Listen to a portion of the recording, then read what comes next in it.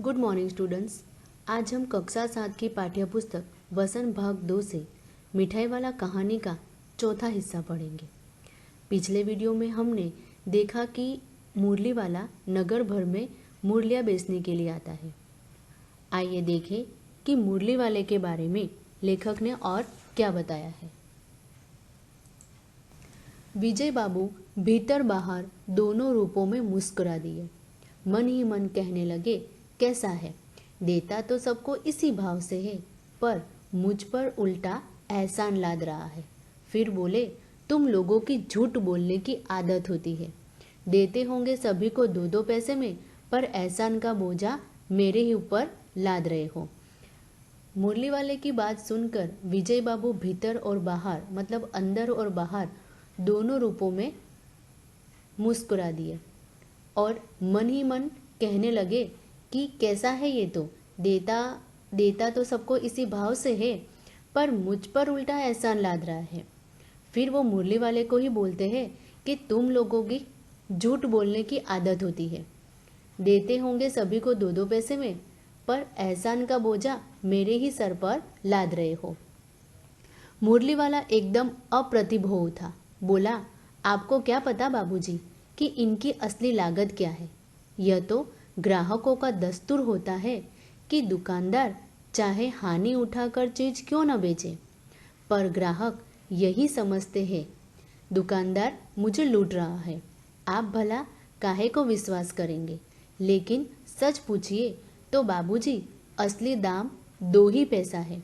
आप कहीं से 2 पैसे में ये मुरली नहीं पा सकते। मैंने तो पूरी 1000 बनवाई थी, तब मुझे इस भाव में पड़ी है। विजय बाबू की बात सुनकर मुरली वाला एकदम अप्रतिभ हो उठता है और बोलता है कि आपको क्या पता बाबूजी कि इनकी असली लागत क्या है। ये तो ग्राहकों का दस्तूर ही होता है कि चाहे दुकानदार नुकसान उठाकर चीज क्यों न बेचे, पर ग्राहक को तो यही लगता है कि वो मुझे लूट रहा है। आप भला काहे को विश्वास करेंगे, मतलब आप भला मुझ पर क्यों विश्वास करेंगे। लेकिन सच पूछिए तो बाबूजी इसका असली दाम 2 ही पैसा है और आप कहीं से भी 2 पैसे में मूल्य नहीं पा सकते, क्योंकि ये मैंने तो 1000 बनवाई थी, इसलिए मुझे वो इस दाम में पड़ी है। विजय बाबू बोले, अच्छा मुझे ज़्यादा वक्त नहीं, जल्दी से 2 थो निकाल दो। विजय बाबू बोलते हैं कि अच्छा मेरे पास ज़्यादा वक्त नहीं है, समय नहीं है, इसलिए मुझे 2 मुरलियाँ निकाल दो। 2 मुरलियाँ लेकर विजय बाबू फिर मकान के भीतर पहुंच गए। मुरली वाला देर तक उन बच्चों के झुंड में मुरलियाँ बेचता रहा। उसके पास कई रंग की मुरलियाँ थी। बच्चे जो रंग पसंद करते, मुरली वाला उसी रंग की मुरली निकाल देता। अब 2 मुरलियाँ खरीदकर विजय बाबू तो घर के भीतर मतलब अंदर चले गए, लेकिन मुरली वाला देर तक उन बच्चों के झुंड में मुरलियाँ बेचता रहा और जो बच्चे रंग पसंद करते उस रंग की मुरली उनको दे देता। यह बड़ी अच्छी मुरली है, तुम यही ले लो बाबू। राजा बाबू तुम्हारे लायक तो बस यह है। हाँ भैया, तुमको वही देंगे, ये लो, तुमको वैसी न चाहिए। यह नारंगी रंग की, अच्छा वही लो। ले आए पैसे। अच्छा ये लो, तुम्हारे लिए मैंने पहले से ही ये निकाल कर रखी थी। तुमको पैसे नहीं मिले, तुमने अम्मा से ठीक तरह मांगे न होंगे। धोती पकड़कर पैरों में लिपटकर अम्मा से पैसे मांगे जाते हैं बाबू। हाँ फिर जाओ, अब की बार मिल जाएंगे। दुवन्नी है तो क्या हुआ, ये लो पैसे वापस लो। ठीक हो गया ना हिसाब, मिल गए पैसे। देखो मैंने तरकीब बताई। अच्छा अब तो किसी को नहीं लेना है, सब ले चुके। तुम्हारी माँ के पास पैसे नहीं हैं। अच्छा तुम भी यह लो। अच्छा तो अब मैं चलता हूँ। इस तरह मुरली वाला फिर आगे बढ़ गया। यहाँ पर मुरली वाले और जो बच्चे होते हैं उन बच्चों के बीच की बातचीत यहाँ पर बताई गई है कि बच्चे किस तरीके से कौन कौन से रंग की मुरलियाँ मुरली वाले के पास मांगते हैं और मुरली वाला भी बड़ा खुश होकर उन बच्चों को उस मुरलियाँ दे देता है। फिर उनको देकर वो वहाँ से आगे बढ़ जाता है। आज अपने मकान में बैठी हुई रोहिणी मुरली वाले की सारी बातें सुनती रही। आज भी उसने अनुभव किया, बच्चों के साथ इतनी प्यार से बातें करने वाला फेरी वाला पहले कभी नहीं आया। फिर वो सौदा भी कैसा सस्ता बेचता है, भला आदमी जान पड़ता है।